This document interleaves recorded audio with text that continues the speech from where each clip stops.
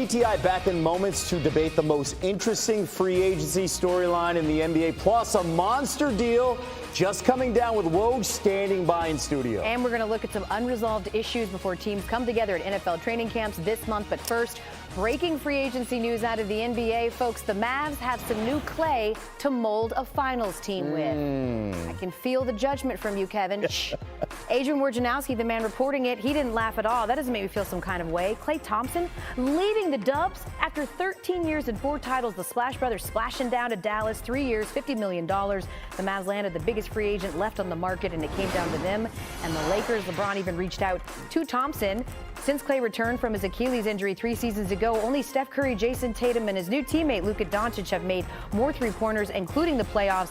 Dallas ranks 13th in three-point percentage last season at 37%. He has been a busy man and joins us now, senior NBA insider Adrian Wojnarowski. And when you want great analysis, you show a little leg. Tim Legler is joining us as well. Woj, why did Klay choose Dallas?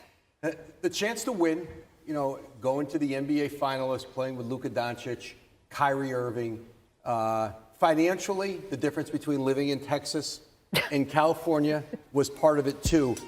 But listen, I think for Klay Thompson, I think he knew most of the season. This was his last year in Golden State. He was able to get a 3-year, $50 million deal, and I think he's got a lot to prove. And I think he sees an opportunity to build another chapter in his legacy by winning with a team in Dallas. That was 3 wins away from winning a title without him. It's interesting you said a lot to prove. It felt like that with Kyrie Irving, right? Sure. In Dallas, had a lot to prove. Then he got the monster deal. What do you think of this fit now with Klay, with Kyrie, and Luka? I love it. Addresses something Dallas desperately needs. Now, the one thing that's going to be a lot different for Klay, his usage rate's going to be different. This is going to be mostly just off the ball, spot up shooting. They don't run a lot of off the ball action for shooters in Dallas. It's all about Luka and Kyrie and high ball screen and ISO. And you got to stand there and wait. And we know Klay Thompson can shoot, but the usage will be entirely different for him. There's going to be an adjustment period. I love it for Dallas because clearly when you saw what happened in the finals against the Boston Celtics, when you have that kind of a 3-point differential, you're just not giving yourself a chance to win on a nightly basis. Klay Thompson addresses that to a high degree. I think he's excited about it. Woj hit on it. I think he wants to play with Luka Doncic. I think that gives him, in his mind, the best shot to compete and contend for a title right now. Okay, so while his usage rate may be going down, Woj, especially at this time of the year, is always going up. One breaking news begets more breaking news. What can you share with us right now? Biggest contract in NBA history, Jayson Tatum, 5 years, $314 million. Deal includes a player option, a trade kicker. Jayson Tatum will be the first $70 million a year player in the NBA. This is a big day for Boston. We reported earlier, Derek White, 4 years, $126 million. And of course, their owner put the team on sale today. But this is a Celtic organization that has all their key players locked in on contracts now with White, with Tatum. There is going to be a massive bill to pay down the road, but they still have this group next year without having to make any tough decisions. They can bring them all back. That will change after next season, but there's a window here for Boston to win multiple championships with easily the deepest, most talented team in the league, and Jayson Tatum, their best player now, $314 million. All right, let's stay in the East here. You mentioned teams spending money, and there's this window here with Joel Embiid. We saw it, of course, some deals being made by Daryl Morey in Philly over the last 24 hours. The Sixers signing 9-time All-Star Paul George to a 4-year, $212 million max contract. Woj reporting it at 3:30 in the morning. George played in 74 games last season, his most in a season since 2018. Just hours later, they signed Tyrese Maxey, 5-year, $204 million max extension. Maxey set career highs in all 5 major categories last season. First-time All-Star, won the most improved player. This is immediately one of the best and most expensive trios in the league. Embiid signing a 4-year supermax extension entering 2021. He's underpaid now when you look at the numbers here across the board. The Sixers are now the first team in NBA history to sign 3 players to a $200 million contract. Wow! Health and availability will play a major role here in the Paul George-Joel Embiid partnership. In George's 5 seasons with the Clippers, he played in fewer than 70% of the team's games, including the playoffs. Embiid has played in 72% of the Sixers games during that span. And, Legs, when you look at this addition Specifically, the Sixers, known as a team that just gets into the second round and then goes home. What's the ceiling for this team? Well, first of all, I want to say when you saw that graphic with those 3 contracts and you throw in Jayson Tatum, it's almost $1 billion in salary. So I just want to say for the record, I wish my parents met 25 years later.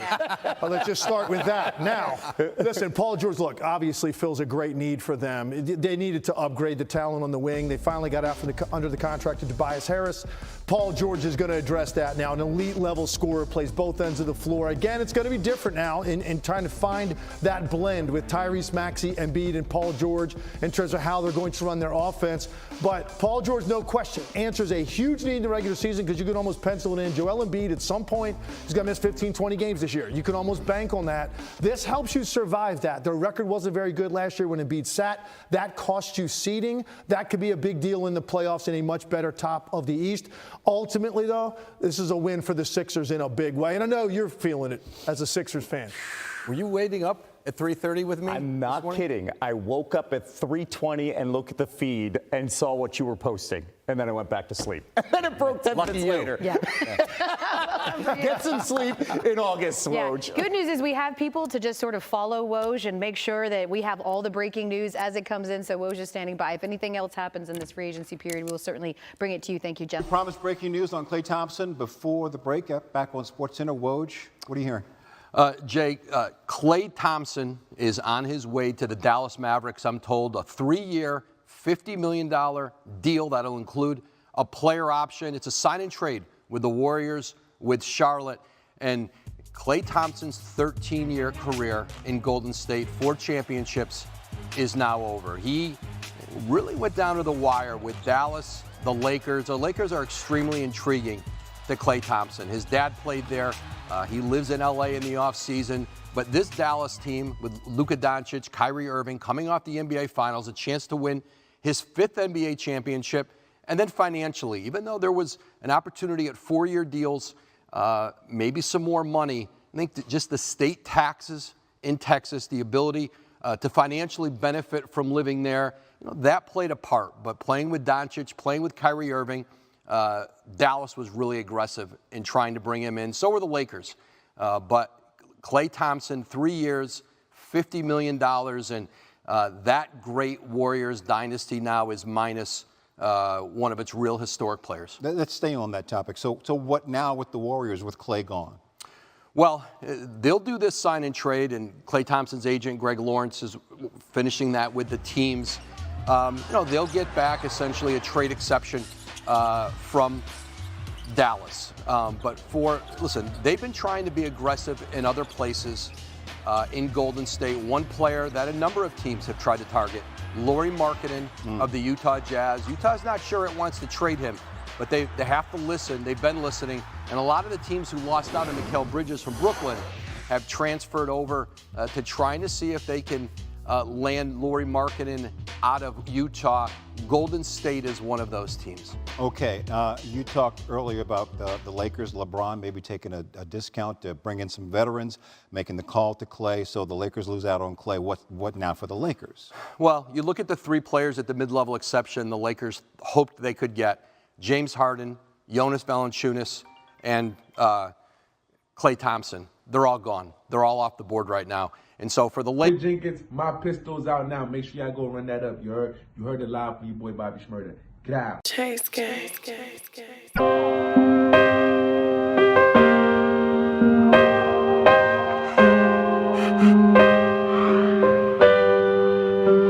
This one for all my gangster niggas. This one right here is for all the people that really been through something in them streets. Yeah, they got it for me. Where would I be without my pistol? You live by it, you die by it, that shit true. Lost a couple homies, some real shit I got hit too. Gotta watch your back, you get killed, niggas are spin through. Where would I be without my pistol? You live by it, you die by it, that shit true. Lost a couple homies, some real shit I got hit too. Gotta watch your back, you get killed, niggas are spin through. Where would I be without my? Where would I be without my pistol? Where would I be without my pistol?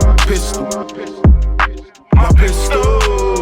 Where would I be without my Them niggas caught me lacking, had that thing right by my side. Already one in the head, nigga, this shit do or die. You fuck around and lose your life, you come and playing with mine. I told them boys this shit get hot when you playing with fire. Boy better not jump up on that block if he ain't ready to ride. Goofy musta thought it was cool, we just trying to survive. That musta went over his head, same way bullets gon' fly. You know that shit ain't got no name once they open they glide. Need to stop shooting from that corner, nigga, run down my side. Niggas saying they doing drills, taking innocent lives. Niggas shooting for clout, they never really hitting them guys. I keep it on me all the time, but would I be without my? You live by it, you die by it, that shit true. Lost a couple homies, some real shit I got hate too. Gotta watch your back, you get killed, niggas that spin through. Where would I be without my pistol? You live by it, you die by it, that shit true. Lost a couple homies, some real shit I got hate too. Gotta watch your back, you get killed, niggas that spin through. Where would I be without my? Where would I be without my pistol? Where would I be without my? Where would I be without my? Where would I be without my Glock? She a thotty, she be all over my body. Can I love you or you are for everybody? If I leave, she coming right beside me. Like, was only one by my side. Not go on me, play nigga, you gon' die. The eyes broken up niggas, they been fried. Like, free skim, he got locked for homicide. Like, so I'm trapping on my lonely. And I'm swerving in the foreign by my dolly. And these niggas outside not really my homies. Free gang, free broke, free the homies. Like, why they talking like they on that, but these niggas ain't on shit. All my niggas sliding and my niggas toting blicks. Betty on my side and she really with the shit. Talking real crazy, she gon' push a nigga away. So I'm trapping on my lonely.